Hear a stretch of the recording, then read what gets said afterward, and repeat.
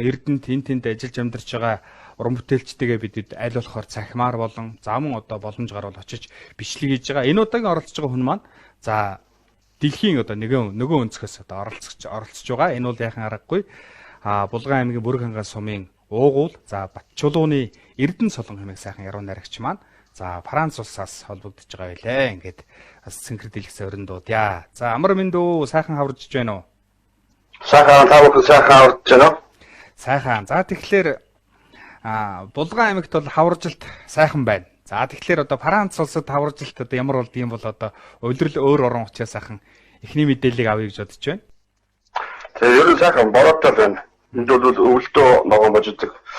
Нэг сард бороо орж ирдэг л та. Тэгэхээр яг гэхдээ хавар бүх юм дэлгэрээд сайхан байна л да. Тэгээ энэ жилийн хавар нэлээд онцлог байх шиг байна.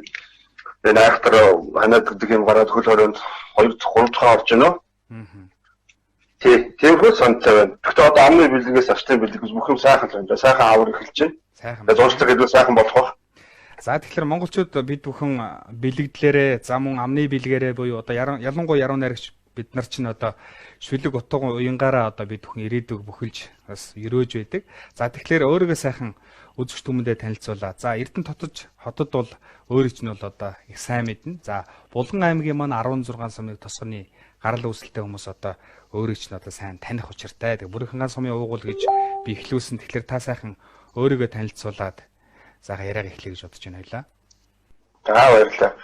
Би Булган аймгийн Бүрэг хангаан суманд төрсөн. За энэ Булганы Бүрэг хангаан уугуул ийм хүн Батчулууны Эрдэнэ Солон гэж.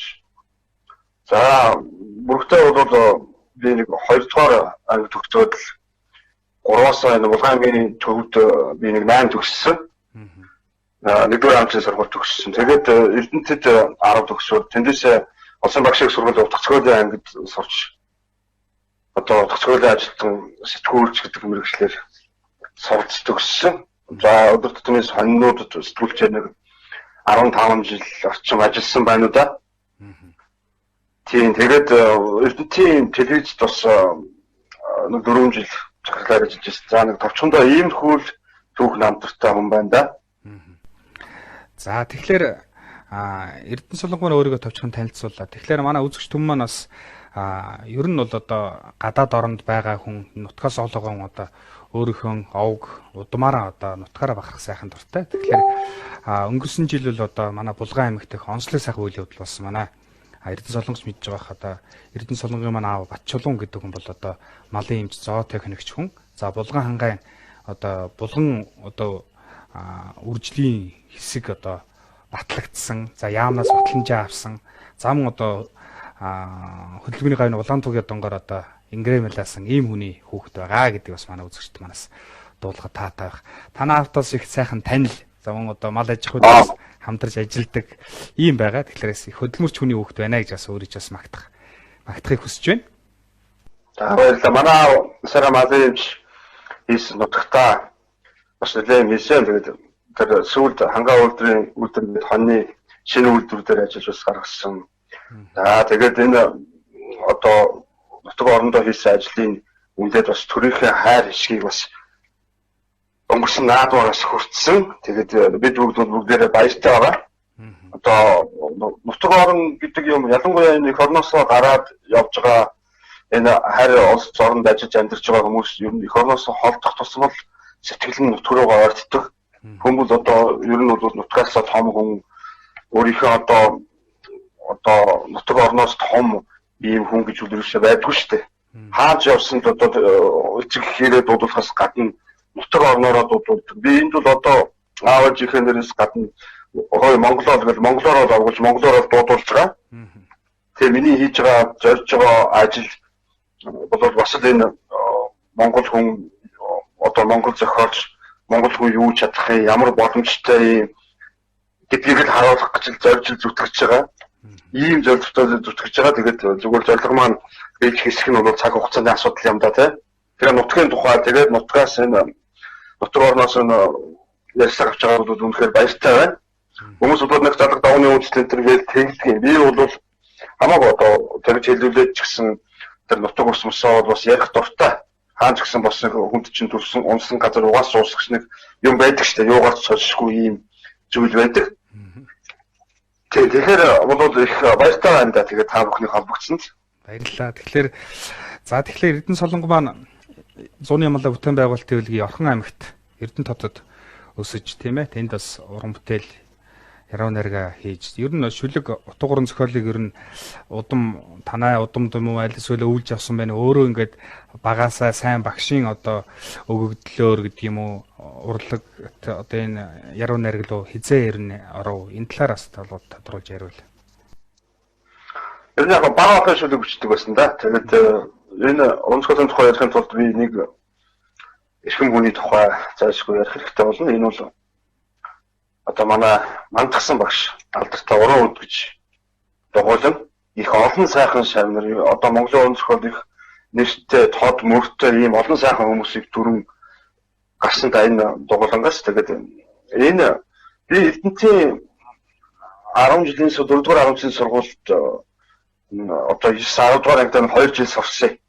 Энэ хугацаанд энэ мандахсан гэж Монгол улсын гавьяа багш яруу найрагч энэ өвгөн багштайгаа одоо золоор тааралдаж энэ уран үд гэж одоо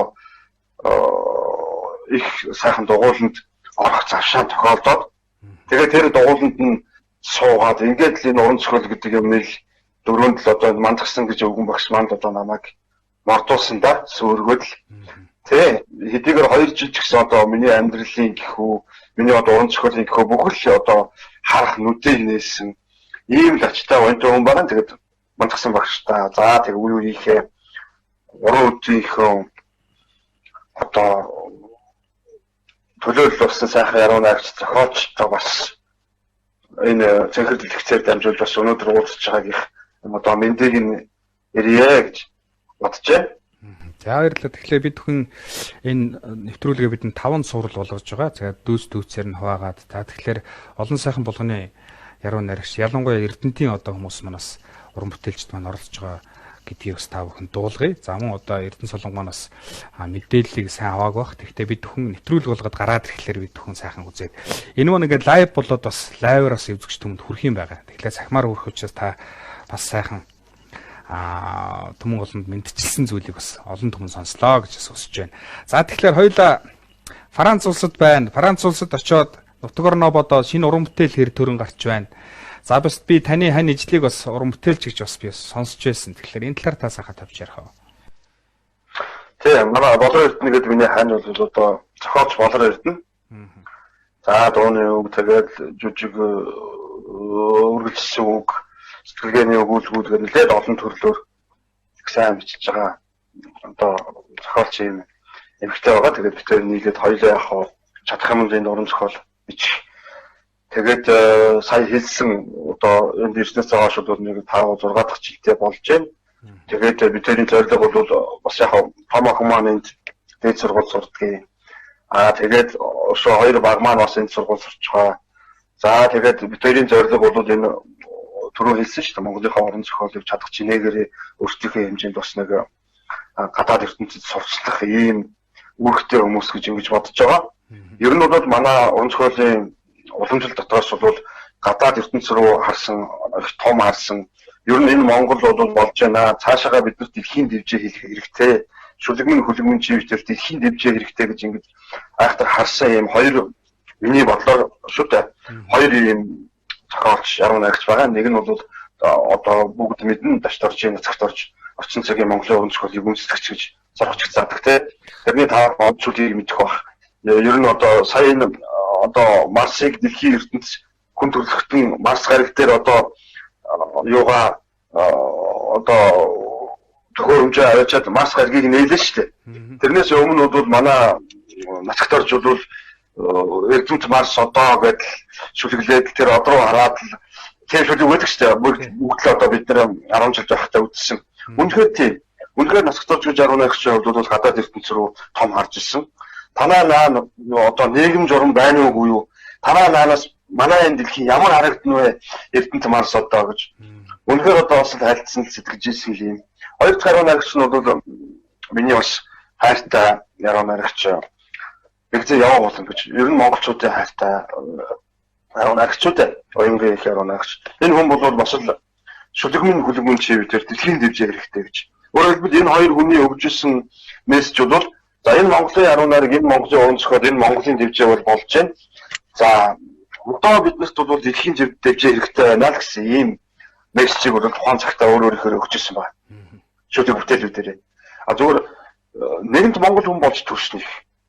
Бас энэ Монголынхаа уран зохиолыг өөрсдөө чадах хэмжээгээр бас сурталчлах юмсан, таниулах юмсан гэж ингэж бодсны үндсэн дээр энэ Франц далбын ёсны зөвшөөрлийг аваад Европт Монгол зохиолчдын нийгэмлэг гэдгийг бид нар байгуулсан. Тэгээд одоо тэр нийгэмлэгийн шугамар бол одоо Монголынхаа уран зохиолыг өөрсдийнхөө зохиол бүтээлийг ингээд одоо Европын гэхүү тийм ээ улс орнуудад за Бельги, Герман, Швейцар, Австри гэдэг 7-8 орнуудад очиж бас хэрэг чадлаараа энэ Монголынхаа орон зохиолыг сурчлах ажлыг бол хийсэн. За дээр нь энэ одоо нэг юу сэтгүүл гэх одоо цомоглог тохимол гэж хэлэх үү? Энэ ингээд Францын Жантай гэдэг хэвлэлийн газраас энэ Монголын одоо энэ Азийн уран бүтээлчдийг Азийн уран бүтээлчдийн шүлэг зохиолыг хэвж харагддаг байхгүй юу? Энэ тийм манай Монголын соёл яруу найргийн агцам, Мэндоёгийн агцамтай хамтраад энэ Монголын яруу найрагчдын яг одоо эд бүтээлээ тохируулж байгаа одоо аюур зан за тэгээ Мэндоёгийн энэ оюун манай булганы соён зөвхөн гацдагтан багмд бай за тэгээ яруу найрагчдаас бавууд орж хүчлэнгээр ингээд маш одоо энэ зохиолчдын зохиол бүтээлийг энэ Франц хэл дээр бүр орчуулж гаргасан байна. Энд бол миний нэг 3 шүлэг багтсан. Энд бол их олон Монголын одоо голлох үргэлжлсэн үгийн болон яруу найрагчдын зохиол бүтээлүүд бас орсон. Энэ манай соёл яруу найргийн агтямаас бас хийсэн их чухал ажил. Урд өмнө бас ингэж одоо Европын буюу Франц хэлний 300 орчим сая хүн ярьж байгаа энэ Франц хэл дээр энэ Монголын яруу найрагчдын зохиол бүтээлийг гаргасан ийм сайхан сэтгүүл бас гарсан. Энэ бас мэдээлэгдсэн. Энийг би бас онцолж хэлмээр байна. Одоо бас модон жолтооныхаа хэрээр л одоо Монголынхаа яруу найрагч Монголынхаа зохиолчдыг л одоо сурталчилсан өөрсдийнхөө шүлэг бүтээлээр сурталчилсан гадна энэ бас тийм олгосон боломжн дээр бас ингээд гарах маягаар ингээд Монголоо сурталчилж байгаа хэрэгэлтэй. Энэ болохоор одоо Японд хэвлэгддэг Япон ба Монгол гэдэг одоо зохиолын бас ийм сэтгүүл энэ дээр бас энэ манай Монголын яруу найрагчаас ингээд орсон байгаа. Энэ гасан сүх үлжи төгс за тэгээд Пүрүхүүгийн Батбаяг за тэгээд миний шүлгүүд гэх мэтлэгээр орсон. Тэгээд энэ бүхнийгээд л одоо Монголын яруу найргийг Монгол хүнийг гадаадд сурталчилж байгаа сурталчилгаа Монгол хүн юу чадах вэ? Монгол хүний хүрэх боломж, Монгол хүн яаж боддог вэ? Яаж сэтгэдэг вэ? Уран зохиол, яруу найргаар дамжуулж энэ бүхнийгээл хүрэх гэсэн нэг оролцол гэж үзэж байгаа юм л да. Тэгээ шинэхэн байгуулагдсан Европ дахь одоо Монгол зохиолчдын нэмэлт гэсэн иймэрхүү одоо Монголыг сурталчилсан, ядангуяа уран зохиол урлагаар нь сурталчилсан энэ одоо үйл ажиллагааг бол эрчимтэй явуулна, энэ төлөвлөлд идэвхтэй оролцсон гэсэн ийм бодолтой байгаа юм. Тийм тэгээд яг ганцхан одоо юу гэдэг Эрдэнэ Солонгоч гэдэг юм уу гэж хэлэхгүй шүү дээ. Монгол хүний бичсэн шүлэг, Монгол хүний бичсэн зохиол, Монголын уран зохиол гэж ярих байхгүй юу? Бид нар бол дотроо бол нэрээрээ дууддаг, тэрээр энийгээр дууддаг. Бид нар хэлийн дэс алхаад явхад л Монгол гэдэг нэрээр авгалдаг байхгүй юу? Тийм учраас нөгөө докторжийн ацгтурчгаа маань Монгол гэдэг нэр ертөнцийн чихний дурсгалтай Монголын төлөө цохилох зүрх одоо хүн бүхний цэшинд хатаастай гэдэг билүү те тэгж хэлж ирсэн. Тэгээд энэ Монгол гэдэг нэрийг л хайрлаж хамгаалж өндөр дүргэж явахын төлөө л одоо энэ насныхаа зорилго болгож зүтгэж байна да. За сайхан байна, баярлалаа. Тэгэхээр одоо би бас энэ нэвтрүүлгийг бас хийж явах дунд бас олон сайхан төрөл жанр янз янзын урсгалаар бичдэг хүмүүстэй бас ярилцаж. За мөн одоо өөртөө ч ярилцсан чи бүр ингээд аарахмаа санагдлаа. Ингээд томормоо санагдлаа. Би юуг нь булганы гаралтай яруу наригчд одоо нэвтрүүлэг хийж байгаа. Тэгсэн чинь дэлхийн одоо хэмжээнд гарцсан. Булганчууд бол дэлхийн хэмжээнд гарцсан юм байна. Монголоос хальцсан юм байна гэсэн бахархал бол төрлөө. Ягаад гэвэл одоо би өчтөр хүртэл одоо ярилцж байхдаа манай булганч хамгийн цөөхөн амтай бус аймагаас бодвол тэгтэл одоо дийлэх хүмүүс нангадагч хүмүүс байх юм аа. Баатрал хүмүүс байх юм аа гэж бахархаж байлаа. Тэгтэл одоо ингээд Франц улсад дэлхийн дайдад одоо явуулангуй шүлгэний одоо бэлэгдлэр тийм ээ дэлхийн дайдад гарсан байна. Өөрт нь болон одоо танаа одоо нийгэмлэгийн нийт одоо өдрөдлгуудад санаачилж зүтгэж байгаа хүмүүс бүгдэнд нас уран бүтээл амжилт хүсье. Сайхан байна шүү. За маш их баярлалаа. Тэгээд ер нь бол манай булганаас их олон анхдагчид баатрууд төрсөн. Энэ бол ялч хүмүүн. Тэгээд энэ нутаг ус энэ ард түмэл буюу гэж бодож байгаа. Ер нь ч цаашдаа тэгж бодож явна. Баатрыг төрүүлсэн ард түмэн өөрөө баатар байхгүй да. Тэр ард түмний дунд тэр хүмүүсийн дунд тэр уул усын дунд л тоглож өсч тэр хүмүүсийг харж үлгэр дуурайл авч тэр уснаас ууж тэр нутаг усны одоо сахилт явж ирэх хүн болсон байгаа шүү дээ. Тэгэхээр бол энэ хүний биеийг бий болгосон энэ нутаг ус гэдэг юм бол яалчгүй л одоо их татна нөгөөд амдан байдаг та. За баярлалаа. Тэгэхээр Франц улсад сайхан гэрэлгээтэй сайхан ажиллаж байгаа юм байна. Тэгэхээр танай сайхан яруу найргийн одоо чуулган нэвтрүүлэг байна сайхан шүлэг сонсохыг хүсэж байна. За мөн бас өөрөөс арай өөр төрөлж банаараа бичдэг юм байна гэж бас би гадарлаад хараад байгаа. Тэгэхээр сайхан гоё шүлэг сонсохыг хүсэж байна. За баярлалаа. Яг ер нь одоо уулын мод уртаа богино олон хүн сайтай муутай гэдэг. Ер нь энэ ямар нэг урлагийн төрөл зүйл өөрөө их олон мөнгө айстай. Хүн ч гэсэн тийм байдаг юм чинь тэгээд их олон төрөл зүйлтэй байгаасаа гэж ингэж боддог. Тэгээд миний яг даах оюутан болсноос ахуулаад одоо хүртэл зүтгэж байгаа юм бол энэ арай нэг тийм сэтгэлгээний чиглэл рүүгээ арай нэг шинжлэгч байх юмсан арай нэг өөр маягаар дуурах юмсан одоо нэмбөгийн нэмдөрж байгаа хэлтгэр нөгөө хурууны хээ хөрсгөө өндгөний хээ өрсгөцшгүй гэдэг шүү дээ. Тэр шиг урлаг төр дотор яруу найраг бол ийм дахин давтагдчихгүй ийм өнгө айстай зүйл байдаг. Тэгээд тэрний төлөө л одоо чадан зүтгэж байгаа ийм хүн байгаа. Тэгээд одоо би их орон гэж шүлэг та бүхэндээ уншиж сонирхуулъя.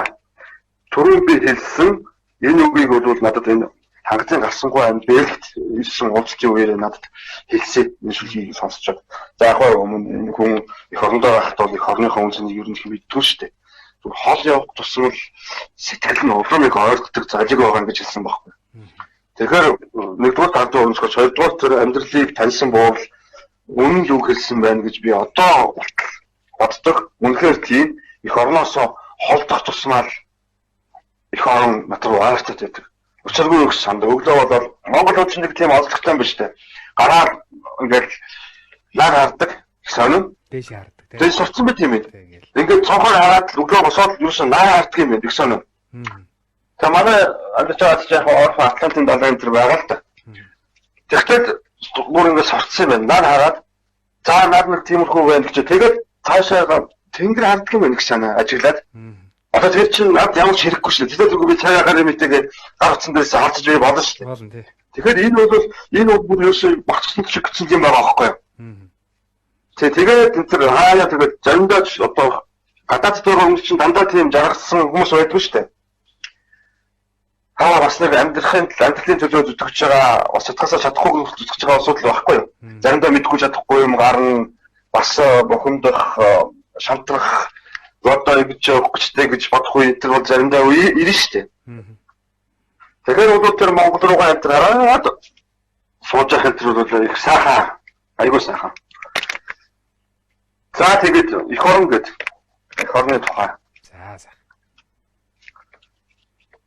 Сасны чимээтэй их орон минь сайрах борооны зүрт залбирт суугаа ээж минь үүлэн дунд зөмбөрлсөн үнэн сүрлэг уул салбуурл толгойтой аав минь аав ээж хоёр минь амин нутаг минь алга хавсрах зайд бүтэн харагдах деваач минь Борооны хүүхдүүд, Бурхны хүүхдүүдтэй хамт хөлнөцгөн гүйлтсэн тал нутаг минь ариун залуу насны минь алдаа оноо хадуун өдөр цагийн минь хамаг баяр гоник хамгийн баян бас хамгийн ядуу яваагийн минь хамаг учир шалтгаан болсон их орон минь ус урсах чимээг чинь дэрлэж унтдаг би уран гой төрхийг чинь зүүдэлж сэрдэг би нууж унгаад дотгошон залгиссан нөмсөн дундх их орон минь ил цагаан нээхэд гадагшаас гарсан зүрхэн дундах их орон минь миний өндөр дээдсийг онгоцсон эрдмийн хөрс шороо миний өв эцгийн дуулж орсон тал нутаг амин нутаг минь алах хавсрах зайд бүтэн харагдах яваажим ихэнхэн хөлд мөргий эцгийн хайранд мөргий шууны ээж нь ангар үрдийн зууж ирсэн өт хорхойчин мөргий сууныг ногоон хуяартсан мөргий хөв хөх шуудсан мөргий хөрстийг дөргөөсөн суу алдагдсан мөргий их орон минь. За сайхан байна.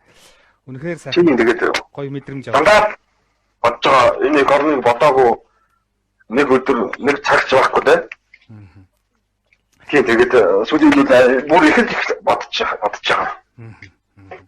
Тэгээд манай болгон болоод их сайхан утгаа. Тавх дээр юм чаа болгоно шиг олон сайхан зурагч байгаа шүү дээ. Жамбын даш тондог гэж төрийн шагналтай соёлын гол сэтгэлтэн бүгдийн зохиолч одоо яг энэ Улаан аймгийн Бүркангаас сонь бичгтийн гол гэдэг. Яг үгээр нэг гол юм хүн байна. Болгоны бас бүргийн бичгтийн голоос гэгэрлийн сайт хийсэн тавжуугаа маань байгаа. За тэгээд манай болгоноос бол зохиолчдод байна шүү дээ. Төрийн шагналтай сая төрийн шагнал авсан одоо соёлын гол сэтгэлтэн манай эс оюун гэд хайртай агч маань байна. Баян тунгалаг ах байна. Үнэхээр гайхамшигтай хариу наригч. За тэгээд л Жатанбийн Батцэг Даржаагийн Цэрнэд мэдгээд манай болгоны яруу наригч алтаа зохтой ийм одоо яруу наригч байна. Гэх мэт ингээд маш олон хүн байгаа. Зарим хүмүүсийн үлдээсэн бол уушлаараа маш олон сайхан зохиолч яруу наригч. Миний багш одоо Дамжиргийн Мандагсан гэж гайхалтай хүн байна. Ийм сайхан хүмүүсийн одоо гэгэн гэх ойр орчим гэх ийм сайхан нутаг өрсний одоо заяан гэх унсан учраас одоо үдий зэрэгтэй явна одоо бичиж байгаа маань бүтээж байгаа маань хийж байгаа маань амд яваг юм утга учир усан л ийм л ариун дагшин газар л гэж бодож байгаа юм да. За их баярлалаа. Тэгээд алс холоос за Франц улсаас за амттай за мөн дээрээс нь амьдрал шингэсэн за мөн одоо бүтээл ундарсан сайхан яриагаар одоо хойлоо сайхан нэвтрүүлгээ хийлээ. За тэгэхээр таныг бас нэлээд олон дууны шүлэг замун одоо ялангуяа Нисванас гээд хамтлаг бол яахан гарахгүй одоо үнэхээр одоо рок хамтлаг. За энэ хамтлагийн одоо дуунуудыг болон замун одоо содон соргог бас уран бүтээлүүдийг хийдгийг бас таныг судалж үзсэн. Тэгэхээр таны нэг сайхан уран бүтээлийг үзэгч түмэнд ойлоо үргээ тийх үү? За тийм. За тэгээд дуучин отгойг дуулсан. За гүзээлзгний амьдрал гэдэг сонин гоё дуу байгаа. Манай үзэгч түм бас үзээд бас сэтгэлээ манайханд бас илгээгээрэй, комент хийрэй гэж хүсэж байна. За ингээ хоёулаа хамтдаа дуугаа хүлээж үзье. За тийм.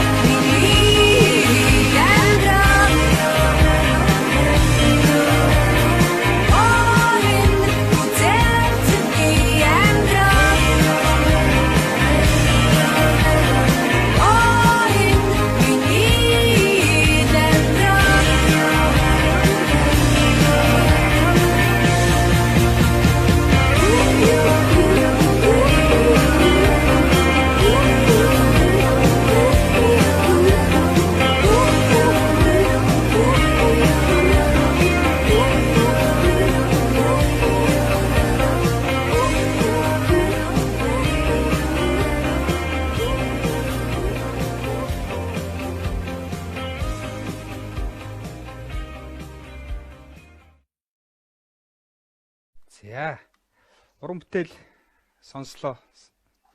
Сайн уран бүтээл шүү, тийм ээ. За энэ дууны талаар товчхон сайхан дэлгэж өгвөл ер нь. Энэ яг миний анхны ном Үжигчний амьдрал гэдэг нэртэй багсаа. Аа. Тийм тэгээд юу яг 93 оны оюутан.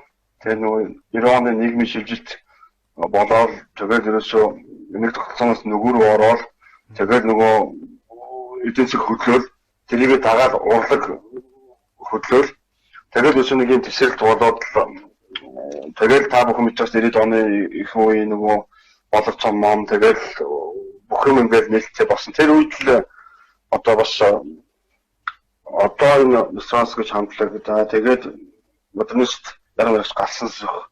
За би хүрээ өгөх хэмжлэнгийн яг нэлээд шинжлэх тийм сэтгэлгээтэй залуучууд бол өөр өөрсдийнхөө чиглэлээр юм хийж эхэлсэн. Тэр үед хийж ирсэн 94-5 оны үеийн шүлэг гэдэг чинь одоо хэдэн жил вэ? 20 жил болчихж байна уу? 30 хүн. Тийм. 25-7 жилийн өмнө үү? Тийм ээ нөө. Миний одоо 27-8 жилийн өмнө хийж бичижсэн шүлгүүдийн нэг л дээ. Тэгээд дууч авцгаа энэгээр энэ өнгөрсөн 100 өвөл манад нэг ирсэн саянд. Тэр үеэр би нэг юм хийсэн байгаа гэдээ явж удахгүй гарнаа гоё дуу болсон гэдэг. Ер нь их эртнээс л ярьж ирсэн. Тэгээд тэр одоо их айтайхан дуу болсон. Надад бол их таалагдсан. Айтайхан болсон байлээ. Тэгээд одоо бид бүхний миний хүү бид бүхний залуу насны тэгээд тэр 90-ад оны үеийн шилжилтийн үеийн тэр нэг сонсохоор тэр нэг бүх юм ингээд чөлөөтэй болж ирсэн. Тэгээд сэтгэлгээ хүртэл ингээд гисж ирсэн. Бүх цаг одоо сайхан ийм болж ирсэн үеийн юмуд санагддаг да. Тий.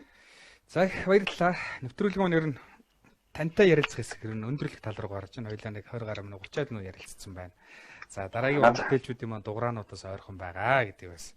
За тэгээд Франц улсаас холбогдож бид бүгдийн урилгыг авч за маань Булган аймгийн засгийн хамгийн газар болон цэргийн штабтайгаа хамтран хүргэж байгаа энэ сайхан уран бүтээлүүд нэвтрүүлгүүдийг ялангуяа одоо эрэгтэй яруу найрагчдын дуу хоолой их шигэлгөө нэгэн үзүүрийг танаас ургуулж авсан даа баяртай байна. Баярлалаа. Сайхан байна. За баярлалаа. Нэвтрүүлэгтээ урьж оролцуулсанд их баярлалаа. Тэгээд ер нь бол миний нэг бодож байгаа бодол байдгийг одоо Монгол хүний дэмжсэн цагт Монгол хүн амжилтанд хүрнэгч Монгол яруу найрагч одоо ажил төрөл хийж байгаа ч Монгол нөгөө Монголоо дэмжсэн цагт бид бүгд одоо амжилтанд хүрнэ. Тэрнээс сүүлийн үед нэг ийм юм уушгаар юм гутранг маягийн мэдээллүүд их яваад байна л та. Монгол хүн гэдэг бол хөгжлөгөө, ядуу, тийм ээ, дорой буурайч гэдэг юм уу те. Би өөр энэний эсрэг байдаг. Монгол хүн бол тийм ядуу, хөгжлөгөө, дорой буурай биш.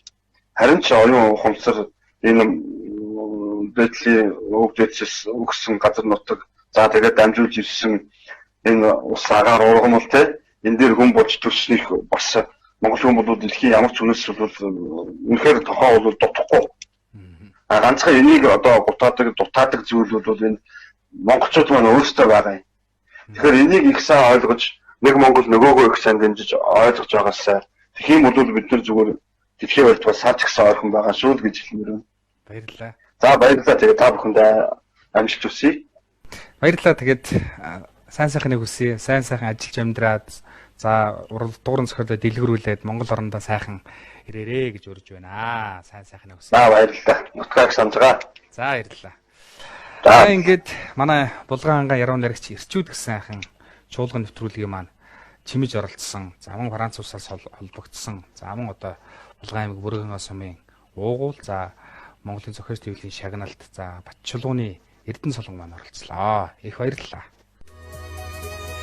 Уурал түүхтэй Булган хангайн уян заяаг бадаг шүлгээрээ өхлөж байдаг Бадрангуй Монголон найргийн эцдийн чуулган уран үгсээрээ ундарч байна. Ухаан тэлсээр урсж байна. Булган хангайн найрагч эрчүүдийн чуулган үзэгч түмэндээ хүрч байна. Хамтран зохион байгуулагч Булган аймгийн засаг даргын тамгын газрын